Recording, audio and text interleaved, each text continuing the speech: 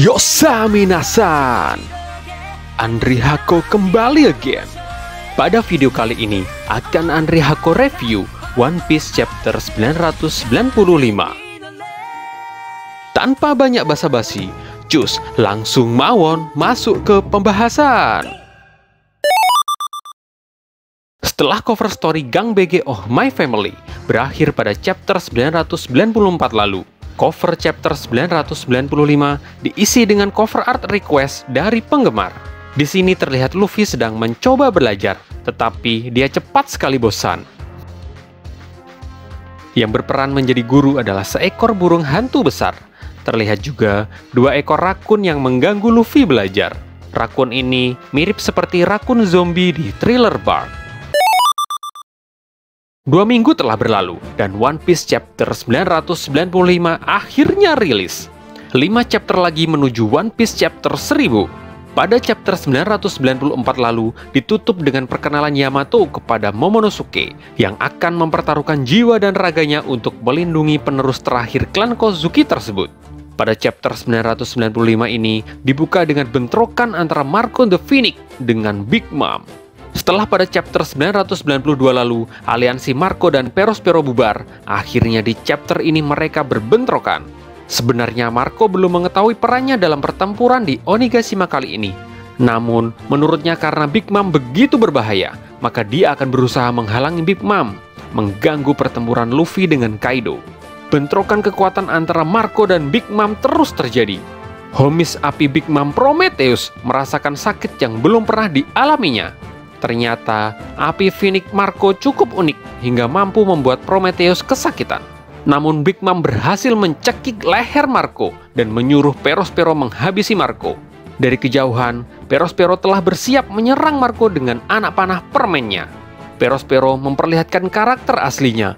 Dia mengaku jika dia dari dulu sangat ingin membunuh Marco. Saat Perospero hendak melepas anak panah, muncul Wanda dan Carrot menyerang. Serangan mereka tepat mengenai wajah Perospero. Big Mom dan Marco pun kaget melihat kejadian tersebut. Carrot dan Wanda sudah dalam mode sulong, akan balas dendam terhadap kematian Pedro kepada Perospero. Marco kaget karena belum mengetahui siapa mereka berdua. Namun Carrot sudah mengenal Marco, yang merupakan rekan dari Neko Mamushi. Big Mom pun mencoba kabur karena dia ingin ikut dalam medan pertempuran. Wanda memberitahu Marco untuk pergi mengejar Big Mom. Namun dari kejauhan, Marco mendengar teriakan orang-orang yang terkena wabah es. Kemungkinan Marco akan membuatkan vaksin racun tersebut karena dia adalah seorang dokter. Jadi, dalam medan pertempuran kali ini ada 3 dokter yang ikut. Chopper dari Straw Hat Pirate, Trafalgar Law dari Heart Pirate, dan Marco dari Ex-Whitebird Pirate. Scene berganti ke panggung pesta. Terlihat Zoro yang mencoba melancarkan serangan kepada Appo untuk merebut vaksin wabah es. Namun Appo berhasil menghindar dan berlari kembali. Para Kroco Kaido meminta Appo untuk menyerahkan vaksinnya karena mereka sesama rekan. Namun Appo menolak karena jika dia menyerahkan vaksin tersebut, dia yang akan terbunuh. Dan akhirnya Appo menyerang rekannya sendiri agar bisa kabur. Kemudian muncul Zoro dan Disdrake yang menyerang Appo. Zoro berkata jika bertarung dengan Appo hanya buang-buang waktu. Dia hanya ingin segera menyusul Kinemon. Disdrake menjelaskan jika dari dulu dia tidak menyukai Appo dan mulai menyerangnya. Queen marah melihat Drake yang akhirnya menunjukkan sifat aslinya setelah ketahuan. Queen ternyata berniat menghabisi Zoro dan Sanji karena dia mengetahui jika mereka berdua adalah orang terkuat kedua dan ketiga dari Straw Hat Pirate. Yang tak disangka adalah Queen seperti mengenal sosok ayah Sanji, Vinsmoke Judge. Apa hubungan antara Queen dan Judge? Apakah mereka pernah bekerja sama saat Judge bekerja dengan Vegapunk? Terlihat Robin, Brook, dan Chopper yang telah terkepung samurai yang berubah menjadi iblis es. Ternyata Brook kebal terhadap wabah tersebut karena dia adalah mayat hidup yang tidak mempunyai kulit ataupun tubuh. Chopper seperti mendapat hidayah saat mencoba menganalisa virus wabah es tersebut. Namun secara tidak sadar, tangan Chopper telah terkena virus es. Sepertinya setelah terkena virus ini, Chopper jadi mengetahui cara kerja virusnya dan bisa membuat vaksin. Scene berpindah ke pertarungan antara Ulti dan Usopp. Usopp mengeluarkan Pop Green tanaman monster yang melahap Ulti. Ulti meminta pertolongan kepada Page One. Namun sepertinya Ulti bisa melepaskan dirinya sendiri. Hanya saja dia ingin manja-manjaan kepada Page One. Usopp melancarkan jurusnya kembali untuk menyerang Ulti dan Petsuan.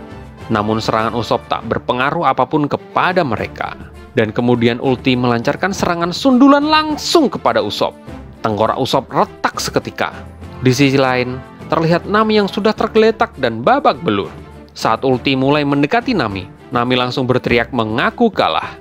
Beginilah kalau dua penakut bekerja sama.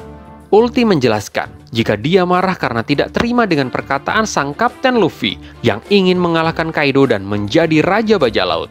Nami memohon ampun kepada Ulti agar Ulti tidak menyundulnya.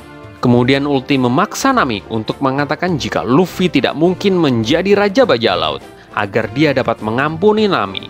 Terselip panel Luffy yang masih berusaha naik ke atap tengkorak bersama Sanji dan Jinbe. Namun bisa-bisanya Pandaman nongol di bokong salah satu gifter. Kembali ke Nami dan Usopp. Usopp yang terkapar meminta Nami untuk berbohong agar selamat dari amukan Ulti. Namun dengan wajah sedih dan menangis, Nami mengatakan jika Luffy pasti akan menjadi Raja Bajak Laut. Begitulah kepercayaan para kru Mugiwara terhadap kaptennya. Dan karena Nami tidak menuruti perintah Ulti, dia bersiap untuk menyundul. Tak disangka, tiba-tiba muncul Komainu yang langsung menggigit Ulti. Ternyata sang kunoichi kecil Otama memasuki medan pertempuran juga. Melihat kemunculan Tama, Nami dan Usopp kaget nggak karuan. Makin banyak orang tak terduga yang mulai memasuki medan pertempuran di Onigashima. Kita tunggu minggu depan untuk kelanjutannya. Sampai jumpa di review selanjutnya. Matur nuwun dan salam Andri Hako.